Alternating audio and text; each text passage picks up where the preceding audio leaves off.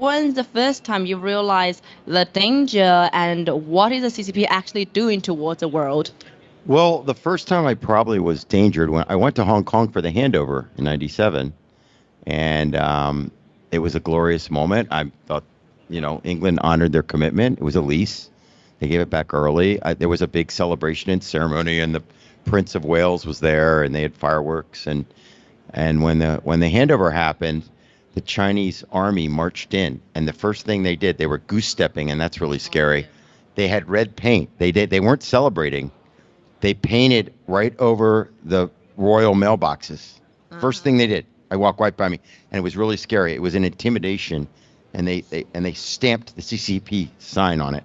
And I was like, this might not end well. I might not be good, but I was still very naive because I never thought it would be. I always thought China would be part of the West. I did. And I thought that, eventually, now they have Hong Kong, the most powerful capitalist economy the British built, and the Chinese together, and the perfect combination.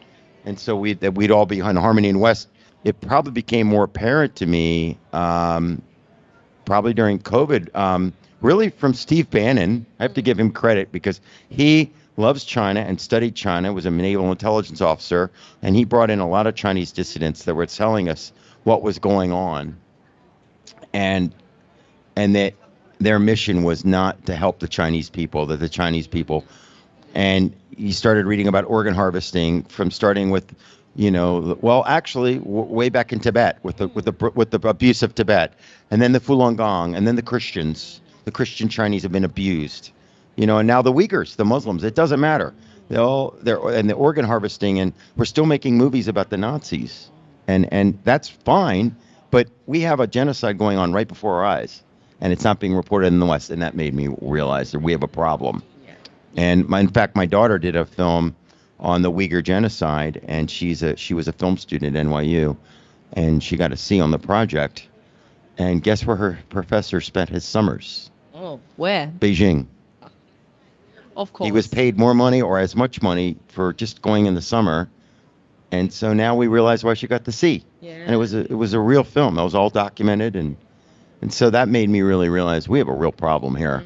And then the real thing that really broke my heart was in Hong Kong, when the Chinese marched into Hong Kong, and not what they did. We knew that, the Chinese Communist Party. Communist Party were just evil. They're just like gangsters. And there was no accountability. The Western press let them off the hook. So if you guys are history majors, I remember studying 1937 Czech Republic, and the Nazis marching in and just taking it, and Western appeasement. And we vowed never to do that again. Just like we disassociate from admitting a Holocaust happened in Ukraine. 4 million people, Ukrainian men disappeared and went off to labor camps. This has been going on, the same story being told. Right. So we just watched it again, and now we failed our children, we failed our West.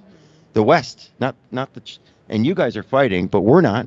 We're certainly not our president, and not our press, who claims to be free and woke, but they're not. And that's why I'm here.